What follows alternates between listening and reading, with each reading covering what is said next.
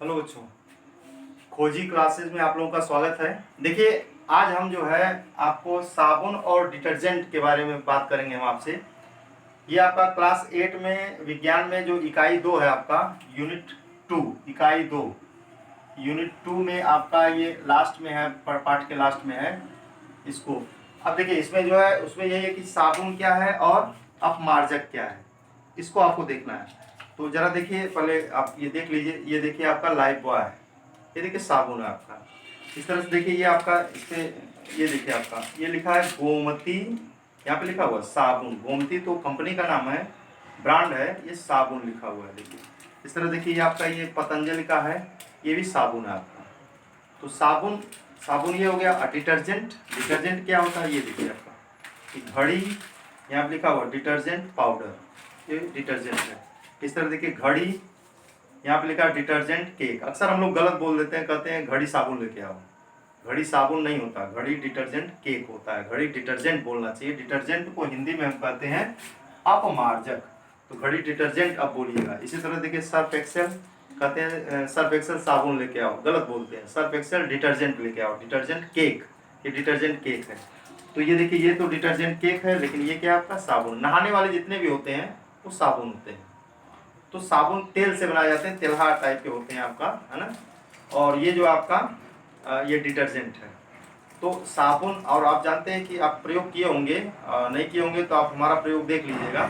साबुन को अगर पानी में डालें, कठोर पानी में, कठोर पानी का मतलब जो हैंडपंप वगैरह का पानी आपका निकलता है वो कठोर ही होता है, या तालाब का पानी लीजिए कठोर ही होता है।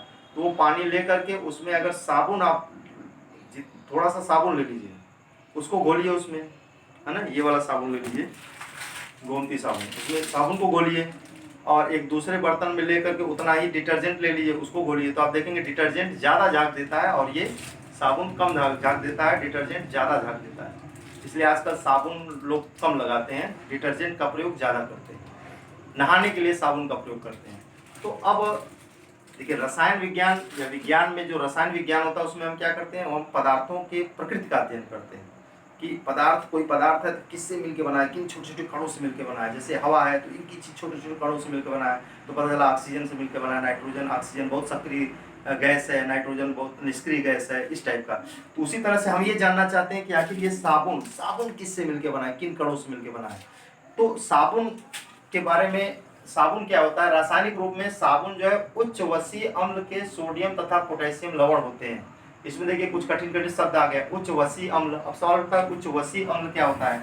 देखिए आप लोग पढ़े होंगे, अम्ल उसको कहते हैं जो H+ आयन देते हैं जलीय विलयन में। तो अम्ल देखिए दो प्रकार के होते हैं। एक होता है आपका खनिज अम्ल, खनिज अम्ल, खनिज माने खोद के निकाला, खोद के तो नहीं निकाला जाता लेकिन खनिज तत्वों से मिलकर बनता है खनिज अम्ल। जैसे आपका HCl हो गया, है ना। तेजाब जो H2SO4 डालते हैं आप बैटरी में, है बैटरा में, वो भी आपका खनिज अम्ल है। HCl हाइड्रोक्लोरिक अम्ल हो गया, सल्फ्यूरिक अम्ल हो गया, इस तरह नाइट्रिक अम्ल हो गया, खनिज अम्ल। और एक होता है आपका वसा अम्ल। वसा अम्ल को कहते हैं हम कार्बोक्सिलिक अम्ल भी कहते हैं। वसा अम्ल या कार्बोक्सिलिक अम्ल, कार्बोक्सिलिक अम्ल, इससे आप परिचित होंगे, वसा अम्ल या कार्बोक्सिलिक अम्ल। तो वसा अम्ल या कार्बोक्सिलिक अम्ल, जैसे आप जो है, जैसे चींटी आपको डंक काट देती है, या जो आपका बर्रा बर्रा जो है, या मधुमक्खी आपको काट लेती है तो पूरा फूल जाता है, वो यही अम्ल होता है, फार्मिक एसिड। इसमें देखिए COOH ग्रुप है। इस तरह एस्टिक अम्ल, सिरका में जो पाया जाता है एस्टिक अम्ल CH3COH, गन्ने के रस से जो सिरका बनाया जाता है एस्टिक अम्ल, ये भी कार्बोक्सिलिक अम्ल। तो कार्बोक्सिलिक अम्ल उसको कहते हैं जिसमें COOH ग्रुप रहता है। इसका नाम आप जानते हैं, ये फार्मिक अम्ल, और इसका नाम क्या है, एस्टिक अम्ल। ठीक है। तो अम्ल, तो देखिए ये अम्ल दो टाइप के होते हैं, खनिज अम्ल और वसा अम्ल। अब देखिए ये जो आपका वसा अम्ल है आपका, ये एस्टिक अम्ल जो है आपका, इसमें देखिए खाली दो कार्बन है, CH3COH, दो कार्बन आपको दिखा रहे, एक CH3, एक कार्बन ये, एक COH वाला। तो COH ग्रुप जिसमें होता है उसे कहते हैं कार्बोक्सिलिक अम्ल, और इसमें देखिए केवल एक ही कार्बन है। लेकिन यहाँ देखिए एक कार्बन ये और COH का कार्बन छोड़ दे तो एक ही कार्बन है। लेकिन इसमें जरा देखिए साबुन उच्च वसीय, यहाँ देखिए साबुन का एक सूत्र दिया गया है। साबुन कई मतलब कई प्रकार का होता है, कभी कभी तो बहुत सारे सूत्रों का मिश्रण होता है। तो एक सिंपल सा दिया गया सोडियम स्टीयरेट। जरा देखिए इसमें कार्बन कितने, 17 कार्बन, 17 कार्बन है। और देखिए CO है, और ये H को हटा के वहाँ Na+ आ गया, इसी इसको लवण कहते हैं। जब किसी अम्ल में से H को हटा के कोई धातु आयन आ जाता है तो उसको लवण बोलते हैं। तो ये सोडियम स्टीयरेट, तो ये उच्च वसीय अम्ल। तो उच्च वसीय अम्ल मतलब समझे, जैसे COH ग्रुप वाला अम्ल रहेगा लेकिन वो बहुत लंबी चेन रहेगी। देखिए इसी को अगर देखा जाए C17H35, तो देखिए 17 कार्बन है, इसका सूत्र अगर आप मिलाएं तो देखिए ऐसे होगा CH3 CH2 CH2 CH2, अगर पूरा संरचना सूत्र लिखें CH2 CH2 CH2 CH2 CH2 1 2 3 4 5 6 7 8 9 9 10 11 12 13 14 15 16 17, और फिर आपका देखिए ये COO बांड पूरा दिखा रहे हैं, चलिए ऐसे दिखा देते हैं COO माइनस, और इसको संतुष्ट करने के लिए, उदासीन करने के लिए Na+ आए। देखिए सोडियम स्टीयरेट का ये आपका, इसको खोल के दिखाया कि ये, तो देखिए इतना बड़ा चेन है, इतनी बड़ी चेन है, इसीलिए इतनी बड़ी श्रृंखला, इसीलिए इसको कहते हैं उच्च वसीय अम्ल। तो वसीय अम्ल क्यों? क्योंकि CO ग्रुप है। लवण क्यों? क्योंकि H को हटा के Na+ आया है। और सोडियम लवण क्यों? क्योंकि सोडियम धातु आया है। अगर ये पोटेशियम आ जाता तो पोटेशियम लवण कहते हैं, K+ लिख देते हैं यहाँ पे। और उच्च क्यों कहा जाए? क्योंकि कार्बन की चेन बहुत लंबी है इस वसा अम्ल में। तो उच्च वसीय अम्ल का सोडियम अथवा पोटेशियम लवण होते हैं। अब सवाल उठता है कि साबुन बनता कैसे? तो साबुन देखिए बनता कैसे है, देखिए तेल ले लेते हैं, वनस्पति तेल, खनिज तेल नहीं, जैसे मिट्टी के तेल, पेट्रोल, डीजल, ये सब नहीं, वनस्पति तेल, जैसे अलसी का तेल हो गया, सरसों का तेल हो गया, सोयाबीन का तेल हो गया, है जो पौधों से प्राप्त होते हैं, जंतुओं से प्राप्त होते हैं। तो उस तेल को ले करके, वनस्पति तेल को ले करके, और एक दूसरे पीपा में वो ले लेते हैं आप, जो पानी में ये घोल लेते हैं, NaOH यानी कास्टिक सोडा या कास्टिक पोटास की OH घोल लेते हैं, इसको हम कहते हैं लाई। इसको घोल करके और इसको तेल को ले लेते हैं, एक बड़े से ट्रे में ले लेते हैं, और तेल इसमें ले लिया, अब इसको इसमें मिला देते हैं, इसमें मिला देते हैं NaOH को। NaOH को जब पानी में घोलते हैं तो पूरा गर्म हो जाता है। फिर इसको जब मिला देते हैं तो इसमें अभिक्रियाएँ होती हैं, इसमें मिला देते हैं, मिलाने के बाद अभिक्रियाएँ होती हैं, अब इसको छोड़ देते हैं, फिर रात भर के लिए छोड़ देते हैं। दूसरे दिन आप देखेंगे ये जम जाता है, आपका जम जाता है, इसके ऊपर कुछ द्रव होता है जिसको कहते हैं ग्लिसरॉल, उसको हटा देते हैं, और ये जो जम जाता है उसको बर्फी की तरह ऐसे काट लेते हैं, है ना। अब तो मशीनें आ गई हैं, बर्फी की तरह काट लेते हैं।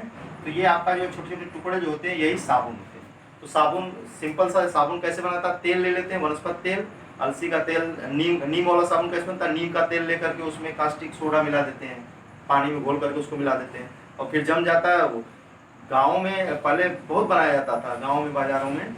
अब तो सब लोग खरीदते हैं, बनाते नहीं हैं, लेकिन पहले लोग बना करके अपने खुद उससे नहाते थे, कपड़े धोते थे। तो साबुन ये हो गया आपका। तो साबुन उच्च वसीय अम्लों के सोडियम तथा पोटेशियम लवण होते हैं। साबुन जल के साथ, कठोर जल के साथ कम झाग देता है। अब इसका कारण लोग, वैज्ञानिक लोग ढूंढने लगे कि भाई ये कम झाग देता है तो कोई ऐसा हम बनाए जो ज़्यादा झाग दे, क्योंकि ज़्यादा झाग देगा तभी ज़्यादा सफाई करेगा। तब वैज्ञानिकों ने खोजा कि अगर हम ये जो कार्बोक्सिलिक अम्ल COO, अगर इसकी जगह पे हम सल्फोनिक एसिड लें या SO3 लें, सल्फोनिक एसिड का लवण लें, तो वो जो आपका वो जल के साथ, कठोर जल के साथ जो वो फुटका करके टूटेगा नहीं, मतलब व्यर्थ नहीं जाएगा आपका, वो पूरा झाग देगा बढ़िया से पूरा, है ना। तो ये देखिए साबुन क्या होता है ना, जैसे कठोर जल में ढेर सारे लवण घुले रहते हैं ना, calcium chloride, magnesium chloride, calcium bicarbonate, magnesium bicarbonate, जो कठोरता उत्पन्न करने वाले लवण होते हैं, उन्हीं से साबुन क्रिया करने में बहुत ज़्यादा बर्बाद हो जाता है। इसी वजह से साबुन कम झाग देता है, जबकि डिटर्जेंट क्या है, उनसे क्रिया करने में ये बर्बाद नहीं होता। ये जो आपका तो ये उसको कहते हैं डिटर्जेंट या अपमार्जक, ये साबुन के साथ अधिक झाग देते हैं। तो इनका रासायनिक रूप क्या है? रासायनिक रूप से ये क्या है? तो रासायनिक रूप में अपमार्जक या डिटर्जेंट उच्च एल्किल बेंजीन सल्फोनिक अम्ल या उच्च वसीय अल्कोहल के सोडियम लवण होते हैं। अब आइए देखिए उच्च एल्किल बेंजीन सल्फोनिक अम्ल, उच्च एल्किल बेंजीन सल्फोनिक अम्ल, उच्च का मतलब हो गया बहुत लंबी चेन रहेगी। जैसे देखिए एक उदाहरण दिया है, जैसे सोडियम एल्किल बेंजीन सल्फोनेट, ये देखिए आपका यहाँ पे N लिखा है, CH3 CH2 N CH2। तो N का मतलब एक बहुत बड़ी संख्या है, जैसे अगर N हम 5 लिख दिए तो इसका मतलब CH3 CH2 CH2 CH2 5 बार। अगर यहाँ 10 लिख दिए तो यानी CH3 लिख के CH2, जैसे है ना आपका, ऐसे ही आपका 10 बार, है ना, CH2 फिर CH2 फिर ये देखिए बेंजीन रिंग है, ये सूत्र है आपका संरचना सूत्र है। और ये देखिए SO3 Na। तो देखिए यहाँ COH की जाए COO की जाए SO3 आ गया आपका। इस तरह आपका देखिए ये अल्कोहल में देखिए OH होता है। अगर देखिए ये बहुत लंबी चेन है CH3 CH2 N का मतलब N बार CH2 है, बहुत लंबी चेन है आपका। फिर OH था यहाँ भी H था, यानी अल्कोहल था ये। उस H को हटा के ये ग्रुप आ गया आपका SO3 आ गया, और SO3 माइनस आयन है। और उसके बाद Na प्लस, मतलब एक्चुअली SO3 H था, है ना, सल्फोनिक एसिड अम्ल था। उस अम्ल में H को हटा के Na प्लस आ गया, जैसे ही आपका H था एक्चुअली। तो अगर H रहता तो इसको कहते सोडियम एल्किल सल्फोनिक अम्ल। अब उस H को हटा के जब Na प्लस आ गया, है ना, अरे क्या कहते हैं उसको, एल्किल सल्फोनिक अम्ल कहते हैं। जब Na प्लस आ गया तो अब इसको कह रहे हैं हम सोडियम एल्किल सल्फेट। ठीक है, तो ये डिटर्जेंट का ये फार्मूला होता है। और यहाँ पे N जो लिखे हैं, N का मतलब बहुत बड़ी संख्या, 10 हो सकती है, 15 हो सकती है, 13 हो सकती है। ये आपका बदलता हुआ संख्या है, अलग अलग टाइप के आपके होते हैं। और बहुत टाइप के आपके डिटर्जेंट होते हैं, तो उनका वो उसी के हिसाब से आपका यहाँ पे N का वैल्यू होता है 3 4 5 10 15 20, है ना, जो भी हो। तो ये अपमार्जक हो गया। अपमार्जक जो होता है आपका कठोर जल के साथ भी अधिक झाग देता है, कठोर जल के साथ भी अधिक झाग देता है। इसको आप घर पे प्रयोग करिएगा।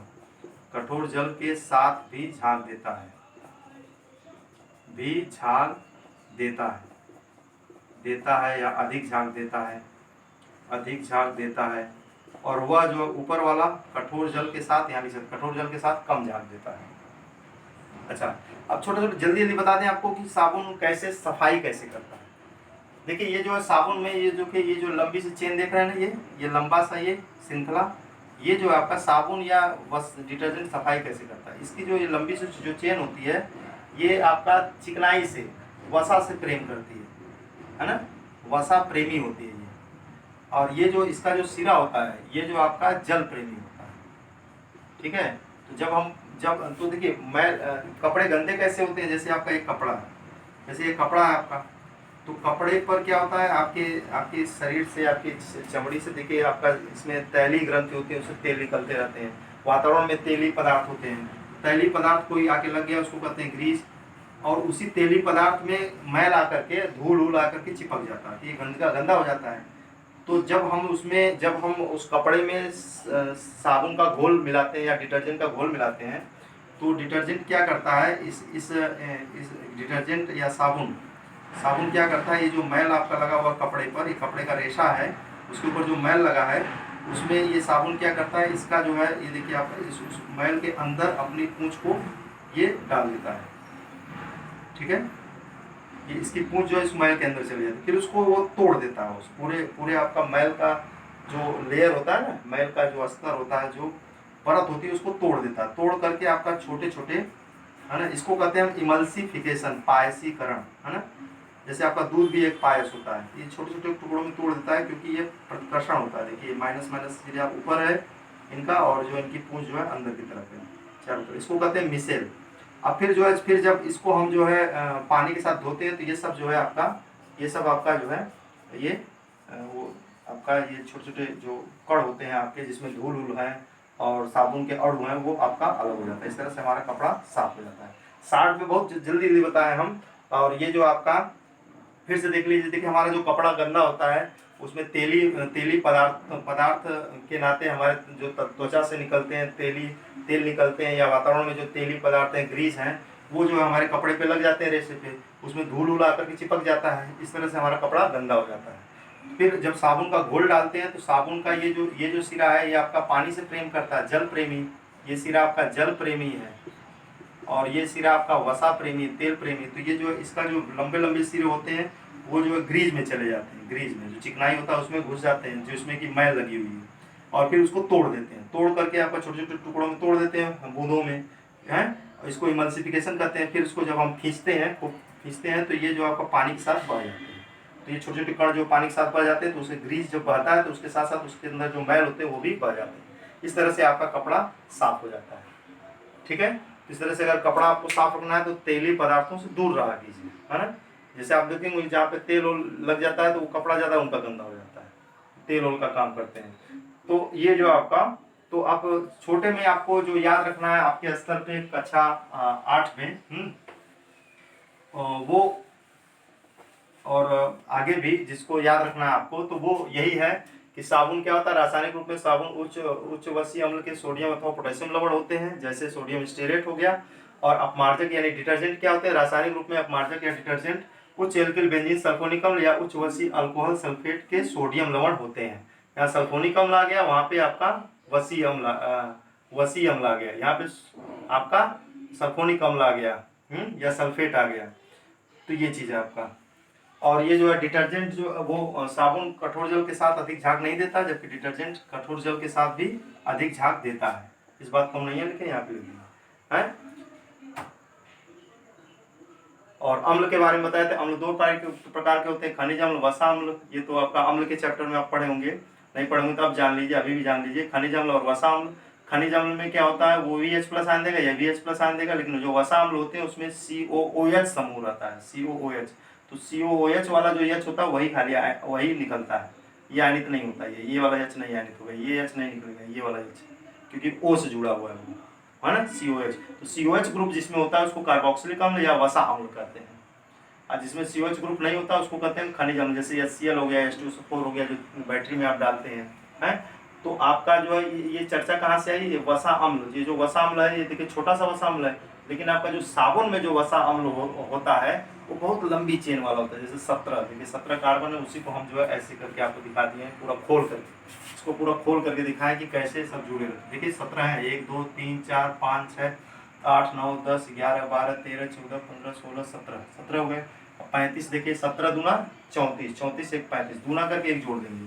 देखिए 3 2 5 2 7 2 9 2 11 2 13, 13 14 15 16 17 18 19 20 21 22 23 24 25 26 27 28, हाइड्रोजन गिन रहे हैं, 29 30 31 32 33 34 35 32 33 34 35, है ना। ये आपका जो है, तो इसको आप जो है इसको गिन लीजिएगा। तो ये जो आपका हमने आज आपको साबुन और अपमार्जक के बारे में बताया है। साबुन उच्च वसीय अम्ल के सोडियम अथवा पोटेशियम लवण होते हैं, जबकि अपमार्जक जो है आपके एल्किल, जो लंबा सा एल्किल ग्रुप होता है, खूब लंबा सा एल्किल बेंजीन है ना, एल्किल बेंजीन सल्फोनिक अम्ल का सोडियम लवण होता है।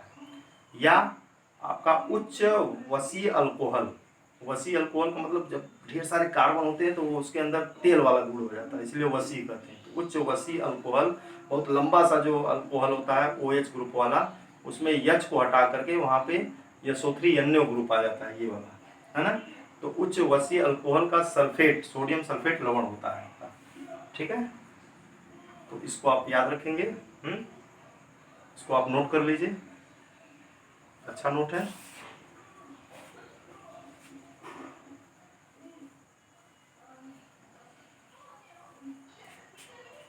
धन्यवाद।